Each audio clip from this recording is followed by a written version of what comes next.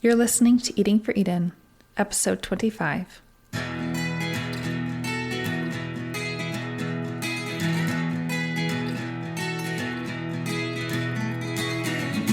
When it comes to doing something about climate change, your food choices matter.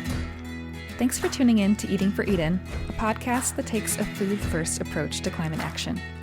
I'm your host, Jessica J. Schroeder, and I am passionate about food that tastes good and does good. I'll guide you with practical tips and help you thoroughly enjoy your food along the way.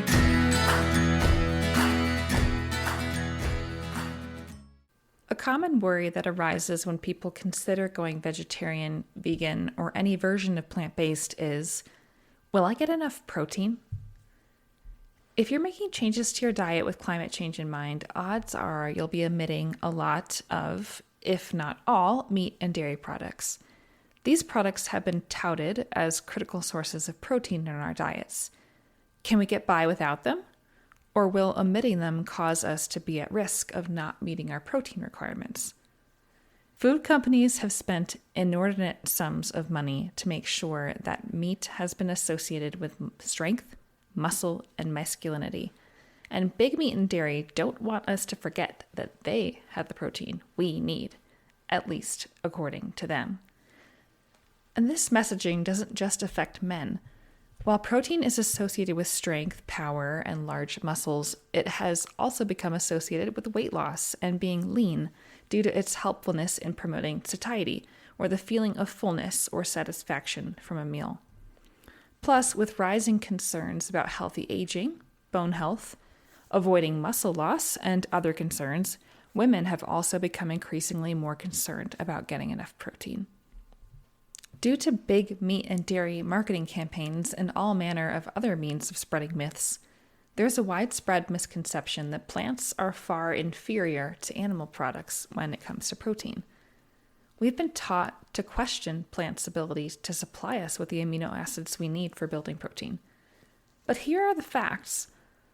All plants have all 20 amino acids, which, by definition, includes all 9 essential amino acids, which our bodies cannot make and therefore we must get from our food. Let me say that again. All plants have all 9 essential amino acids, which we must get from our food. Thus, the term incomplete protein is a misnomer. So why all the confusion? I've heard this incomplete protein concept referred to as the myth that won't die. While I can't adequately account for why it has stuck around so stubbornly, I can perhaps shed some light on why it may have circulated from the start. At least here's my guess. Some plants have what's called a limiting amino acid, which means a certain essential amino acid only present in that particular food in a relatively small amount, which, if it were the only food eaten, would limit the amount of proteins the body could make. Amino acids are the building blocks of proteins. Not having enough of a particular essential amino acid, which we must obtain from our food, the essential ones, is like not having enough of a particular building material necessary for assembling a wall or house. So if someone were only eating rice, for instance, she would not get enough lysine. But if she were eating instead a variety of plant foods, there would be no need for concern. Regardless of whether you eat an omnivorous diet or a plant-exclusive diet, none of us should be eating just one food. A diversity of whole foods with an emphasis on plants is crucial for good health. Plus, by eating a diversity of plant foods, we can easily meet our daily protein requirements. While it is true that the protein in plants is slightly less bioavailable, this difference is more or less negligible for most people, as most of us are eating plenty of protein on a daily basis. The recommended daily intake of protein is 0.8 grams per kilogram of body weight, which works out to about 54 grams for a 150-pound person. For someone eating predominantly or exclusively plants, increasing that daily intake to about 0.9 grams per kilogram of body weight might be prudent. But ought we to be worried about making sure we hit this threshold? Probably not. The average person is already likely getting plenty of protein without giving it much intentional thought. Additionally, that RDI, or recommended daily intake, at 0.8 grams per kilogram already has a sort of safety cushion built in, being 2 standard deviations higher than what people actually need to consume on a daily basis. While athletes will likely want to consume a higher amount of protein, with endurance athletes' recommended intake around 1.5 grams per kilogram and strength athletes around 1.8 grams per kilogram, the average person is likely getting plenty of protein already. By the way, keep in mind that eating extra protein doesn't do our bodies any particular favors, since our bodies can't store protein, quote, for later use. The body can and does store carbs and fat, however, so whatever protein the body doesn't use gets turned into carbs and fat. All this to say, you don't need to obsess over protein. However, depending on your health goals, you may want to put some careful thought into your protein intake. For example, if you're looking to gain muscle, or if you're an endurance or strength athlete, consider what your daily intake ought to be relative to the RDI. Or if you're looking to lose weight, lean sources of protein can be a great way to promote satiety without overconsuming calories when you're seeking to be at a calorie deficit. But for the average person just looking to maintain a healthy body weight and not exercising a significant amount, eating between the RDI of 0.8 grams per kilogram and, say, 1.2 grams per kilogram should be just fine, whether plant exclusive or omnivorous. To get practical, I want to provide a couple of examples of what someone might eat in a day, giving both the total calories and protein, so you can have an idea of how these protein intakes can easily be reached on a plant-exclusive diet. I'll give 2 examples, each of which contain a breakfast, lunch, snack, and dinner. Example number 1. For breakfast, oatmeal cooked with soy milk, topped with blueberries, flax, chia, and almond butter. For lunch, a spicy seared tofu sandwich with avocado, greens, and an apple on the side. For a snack, hummus and carrots. And for dinner, black bean tacos consisting of black beans, roasted sweet potatoes, onions, corn tortillas, salsa, and pepitas, or pumpkin seeds. This day of meals, depending on portion size, works out to about 1,748 calories and 72.4 grams of protein, or about 2,194 calories and 94.4 grams of protein for larger portions. The smaller portion would be approximately what I would eat in a day, and the protein would get me over that 1.2 gram per kilogram threshold. Example number 2, for breakfast, a tofu scramble with a slice of whole wheat toast and jam. For lunch, an edamame and soba noodle bowl with broccoli and sesame seeds. For a snack, an apple and peanut butter. And for dinner, a chickpea and roasted veggie grain bowl consisting of chickpeas, quinoa, roasted peppers, onions, and zucchini, kale, and a vegan yogurt sauce. This day of meals runs about 1,551 calories and 78.8 grams of protein for the smaller portion, and about 1,944 calories and 101.3 grams of protein for the larger portion sizes.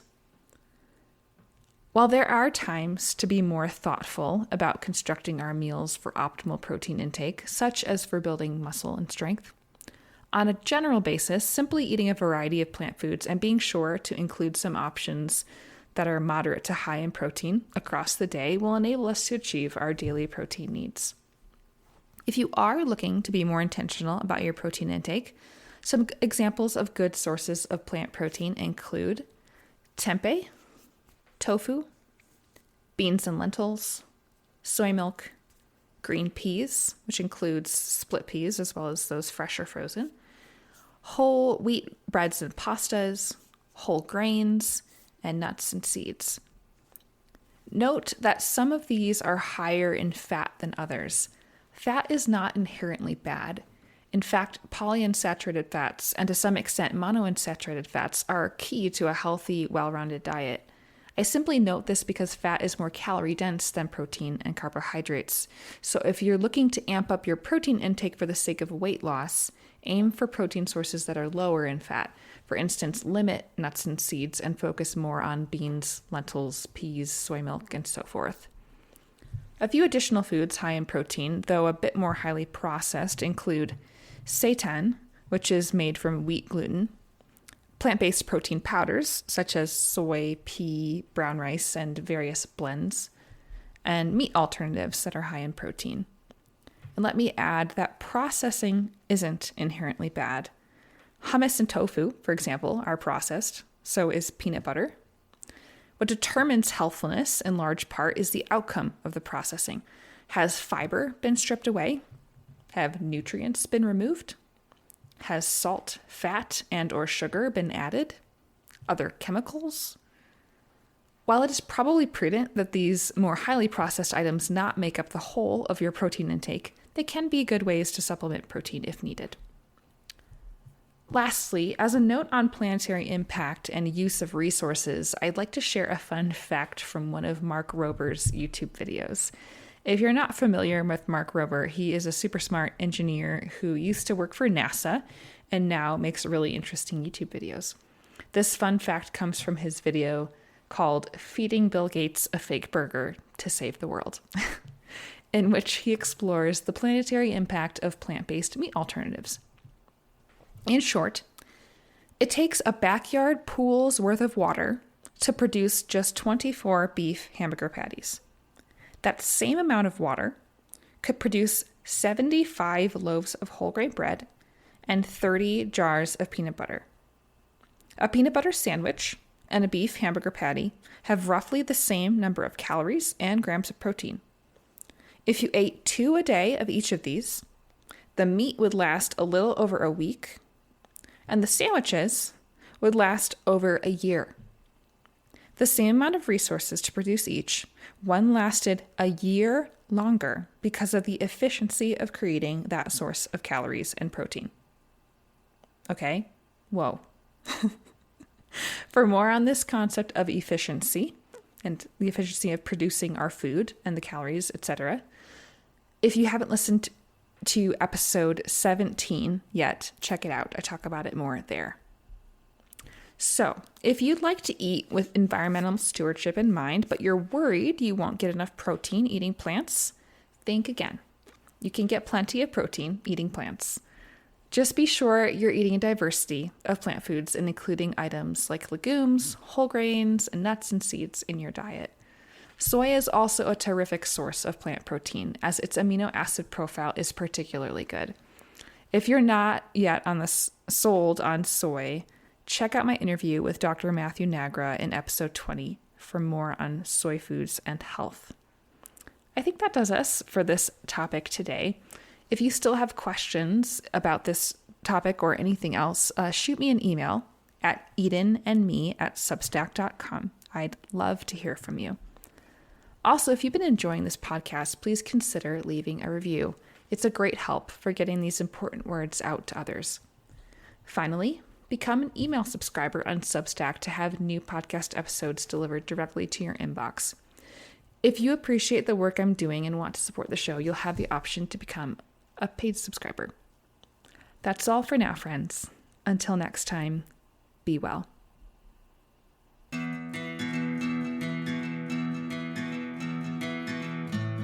Thanks for listening to Eating for Eden.